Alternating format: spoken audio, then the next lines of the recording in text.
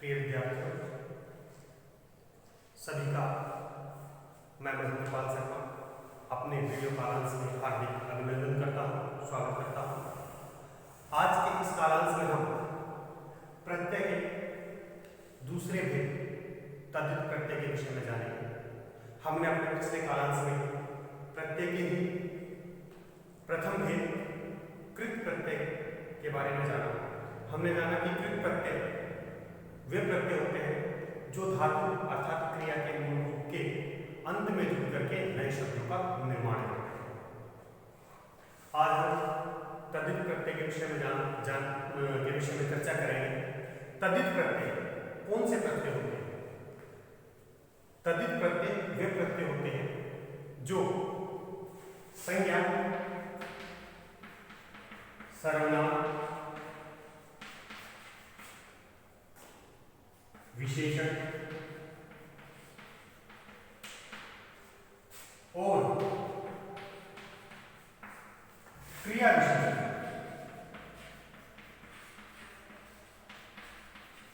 शब्दों के अंत में जुड़ करके इसके बाद क्या आता है? प्रत्यय आ जाता है। कौन सा? तद्धित प्रत्यय। कौन सा प्रत्यय आता है? तद्धित प्रत्यय। शब्दों के अंत में जुड़ करके क्या करते हैं? नए शब्दों का निर्माण करते हैं, नए शब्दों की रचना करते हैं। वे प्रत्यय क्या कहलाते हैं? तद्धित प्रत्यय कहलाते हैं।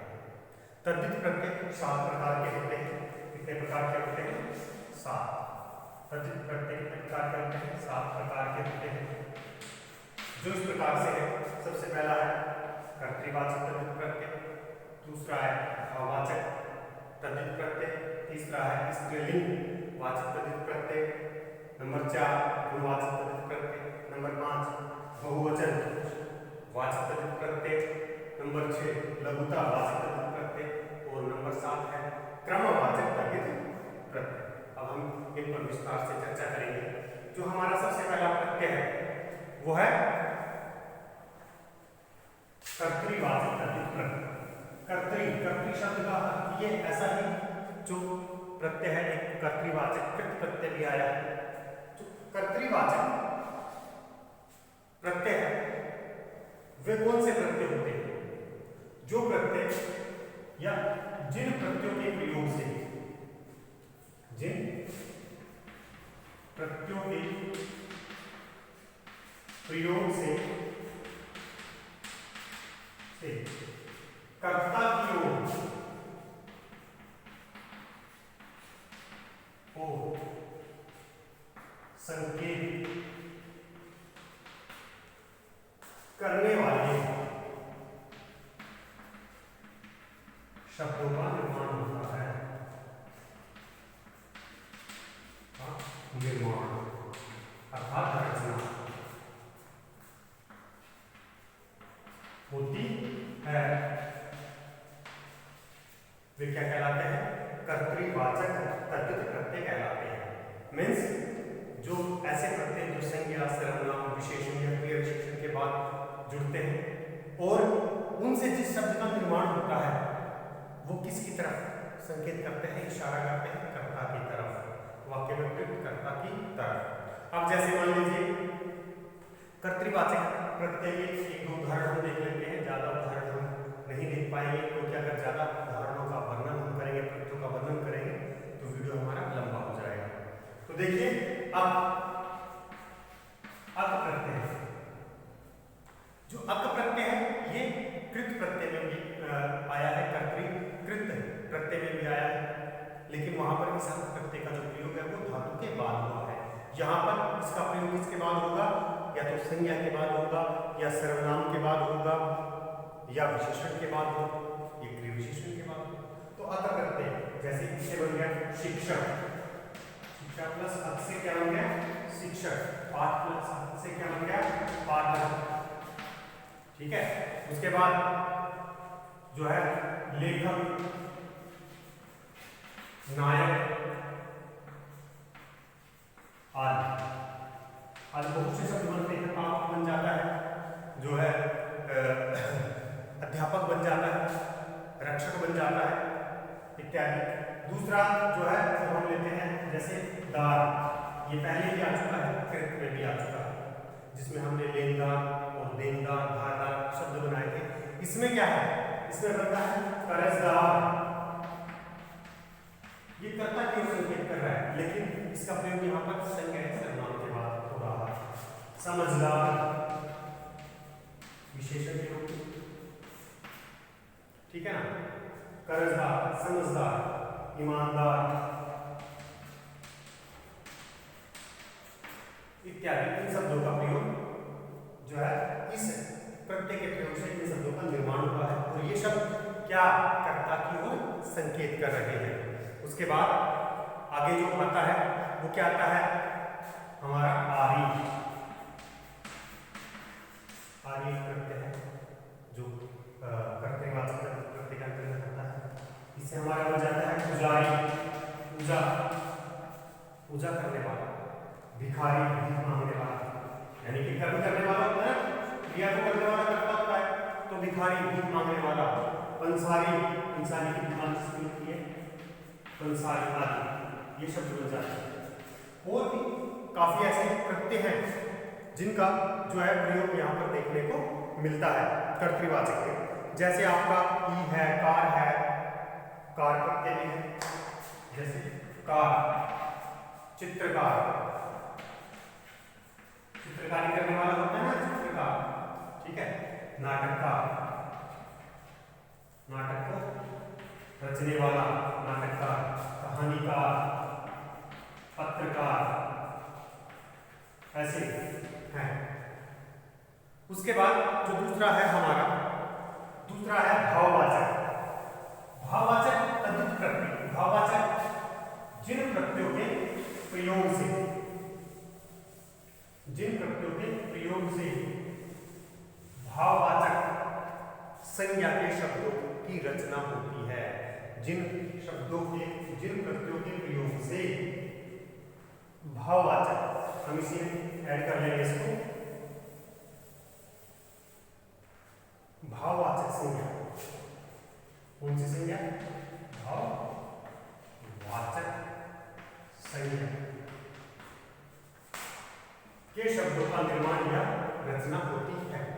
जैसे ये प्रत्यय कौन से हैं, आपके ता प्रत्यय है, आपका जो है को प्रत्यय है, आपका अन प्रत्यय है, ठीक है, आपका जो है आहट प्रत्यय है, इत्यादि प्रत्यय है।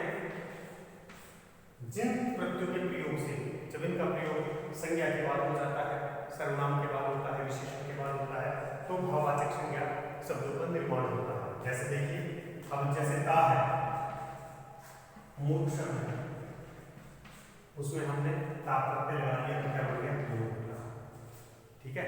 सुंदर शब्द है, विशेषण,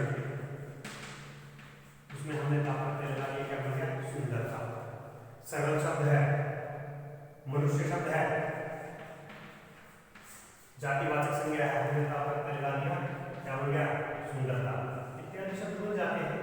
उसके बाद वह है नारीत्व, नारी जातिवाचक संज्ञा है। उसके बाद पुरुष जातिवाचक संज्ञा है, हमने तो प्रत्यय लगा दिया, पुरुषत्व बन गया। उसके बाद जो है नारीत्व, पुरुषत्व, गुरुत्व, ठीक है ना, इत्यादि शब्द बन जाते हैं। फिर है पन, ये भी पन प्रत्यय। अब बच्चा शब्द है, जातिवाचक शब्द है, उससे क्या बन गया, बचपन, हमने पन प्रत्यय लगा दिया। अपना शब्द है, हमने पन प्रत्यय लगा दिया, अपनापन बन गया, भाववाचक संज्ञा, ये अपना सर्वनाम है, ठीक। उसके बाद लड़का शब्द है, लड़कपन बन गया, लड़कपन, बड़कपन, बड़ा शब्द विशेषण है और बड़कपन बन गया, ये बन गए आहट। अब आहट जो है वो कर्तृवाचक कृत प्रत्यय में भी आया आहट, लेकिन वहां पर उसका प्रयोग किसके लिए हुआ है, धातु के बाद हुआ है, ठीक है। यहाँ पर इसका प्रयोग संज्ञा सर्वनाम से होगा। जैसे विशेषण है चिकनाहट, चिकनाहट, चिल्लाहट या गर्माहट, चिल्लाहट, ये ऐसे करते हैं जिनका प्रयोग जब हम संज्ञा या सर्वनाम विशेषण या क्रिया विशेषण की बात करते हैं तो इनसे बनने वाले जो शब्द हैं वो भाववाचक संज्ञा के लिए निर्मित होते हैं या भाववाचक संज्ञा की ओर संकेत करते हैं। इसलिए इनको क्या कहा जाता है? भाववाचक तद्धित प्रत्यय, यानी कि भाववाचक संज्ञा के विषय में बताने वाले तद्धित प्रत्यय। तीसरा जो तद्धित प्रत्यय का जो तीसरा जो प्रकार है वो है स्त्रीलिंग। कौन सा है? स्त्रीलिंग वाचक तद्धित प्रत्यय। इनको स्त्रीलिंग प्रत्यय भी कहते हैं। इनको संस्कृत में क्या कहा जाता है? स्त्रीलिंग प्रत्यय, यानी कि जिन प्रत्ययों का निर्माण करके, जिन प्रत्ययों का जब हम प्रयोग करते हैं और उनके प्रयोग से बनने वाले जो शब्द स्त्रीलिंग के विषय में जानकारी देते हैं, स्त्रीलिंग के शब्दों का निर्माण करते हैं, वो स्त्रीलिंग वाले क्या कहलाते हैं? प्रत्यय कहलाते हैं। अब जैसे ई प्रत्यय है, ये कौन से होते हैं? स्त्रीलिंग वाले। ई प्रत्यय आ गया, आनी प्रत्यय आ गया, ठीक है, प्रत्यय आ गया, उसके बाद मती प्रत्यय आ गया। काफी ऐसे प्रत्यय हैं जो है। अब ई प्रत्यय आपने देखा है कि बेटा शब्द है, बेटा है ना, बेटा शब्द। जब हम इसमें ई प्रत्यय लगा देते हैं तो क्या बन गया? बेटी, ठीक है। उसके बाद जो है पुत्र शब्द है, इसमें हमने ई की मात्रा लगा दी, क्या बन गया? पुत्री। देव शब्द है, इसमें हमने ई की मात्रा लगा दी, ई प्रत्यय लगा दिया, मात्रा ई प्रत्यय लगा दिया तो क्या बन गया? देवी। अब जब हमने इसमें ई प्रत्यय का प्रयोग किया तो ये स्त्रीलिंग का वाचक हो गया, स्त्रीलिंग के विषय में बताने वाला हो गया। उसी प्रकार से आनी शब्द, आनी प्रत्यय है हमारा, क्या बन गया? नौकर है हमारे पास, नौकरानी। जेठ शब्द है, जेठानी, ठीक है। उसके बाद देवर शब्द है, देवरानी। बहुत से शब्द ऐसे बन सकते हैं, बन जाते हैं। आप रखते हैं हमारा, आप रखने से क्या बन गया? छात्र शब्द है, आप रखते लगा दिया हमने, छात्रा बन गया। शिष्य शब्द है, आप रखते लगा दिया हमने, क्या बन गया? शिष्य बन गया, ठीक है। उसके बाद बाल शब्द है, क्या बन गया? बाला बन गया। अध्यापक है, अध्यापिका बन गया। तो उसके बाद मती, श्रीमान शब्द है, हमने वहां पर मती प्रत्यय लगा दिया, श्री के बाद श्रीमती बन गया, ठीक है ना। श्रीमान, श्रीमती। बुद्धिमान, बुद्धिमती,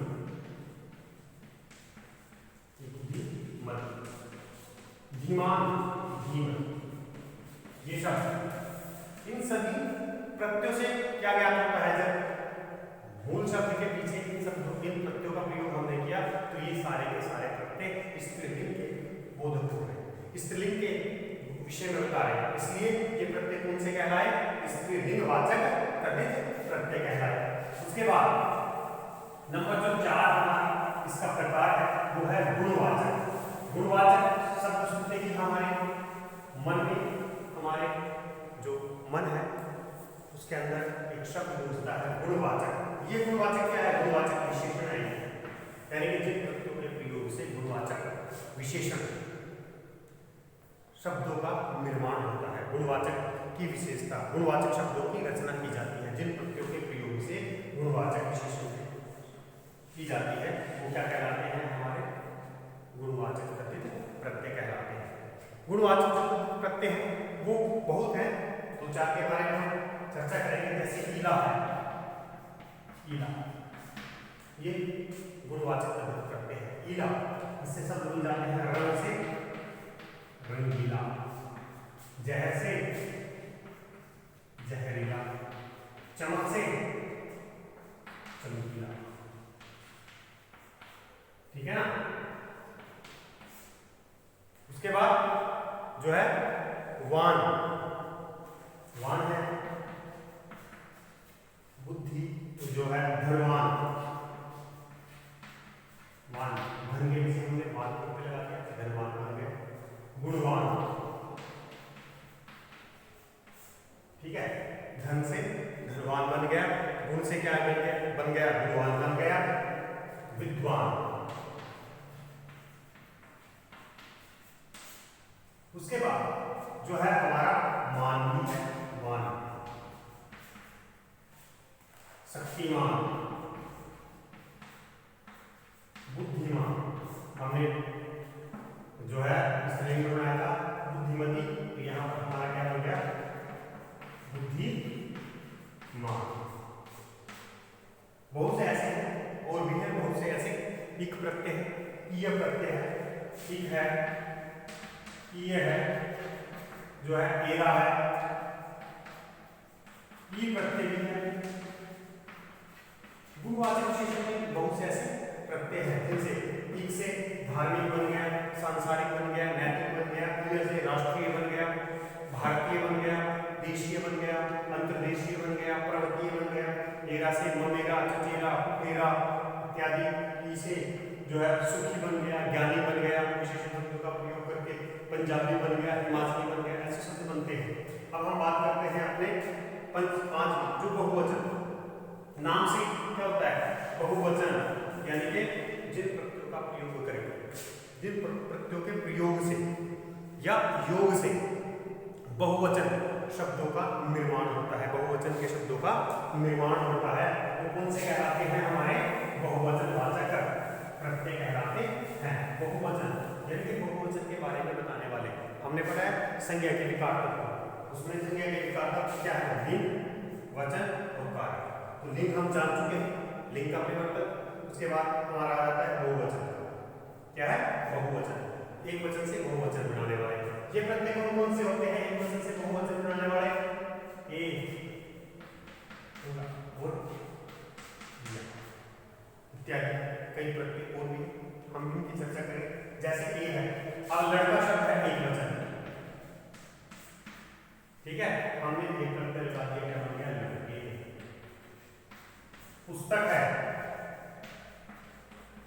क्या बन गया पुस्तकें, ठीक है। उसके बाद ये वाला आ गया, ये हमेशा स्वर के बाद होता है, बहु, बहु, ठीक है।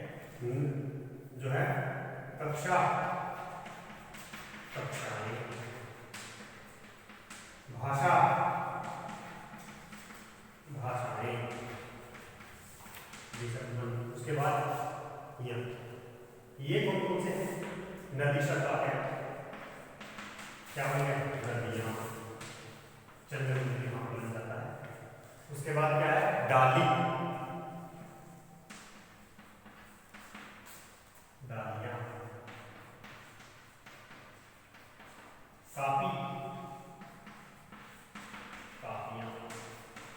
ये जितने भी प्रत्यय हैं ये क्या है बहुवचन शब्दों को संबोधित करने वाले, कि बहुवचन शब्दों को संकेत करने वाले प्रत्यय हैं, इसलिए इनको क्या कहते हैं बहुवचन वाचक तद्धित प्रत्यय।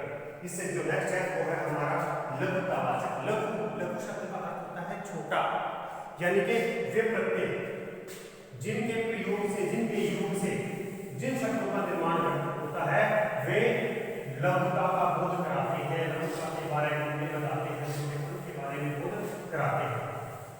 वे प्रत्यय क्या कहलाते हैं लघुता वाचक तद्धित प्रत्यय कहलाते हैं। लघुता वाचक तद्धित प्रत्यय जिन प्रत्ययों के प्रयोग से शब्द में लघुता अर्थात छोटेपन का बोध होता है, लघुता अर्थात छोटेपन का बोध होता है। ये आप लघुता को बताने वाले प्रत्यय कौन कौन से हैं, ये है ई और डी। ये ऐसे दो प्रत्यय हैं जिनका प्रयोग अगर किसी शब्द के अंतर्गत हो जाता है तो वे उसकी लघुता को बताते हैं, अर्थात छोटेपन को बताते हैं। जैसे रस्सा शब्द है, इसका अर्थ होता है बड़े वाचक, और रस्सी उसके लघु रूप को बताती है। टुकड़ा शब्द है तो क्या बन जाता है टुकड़ी, यानी कि ये लघुता के भाव को बताते हैं। उसके बाद दी प्रत्यय है, ठीक है, संदूक है जो उसके दीर्घ रूप को बताता है, तो इससे क्या बन जाता है संदूक। इसी प्रकार हमारा जो अगला तद्धित प्रत्यय का भेद है वो है कर्मवाचक तद्धित प्रत्यय। कर्मवाचक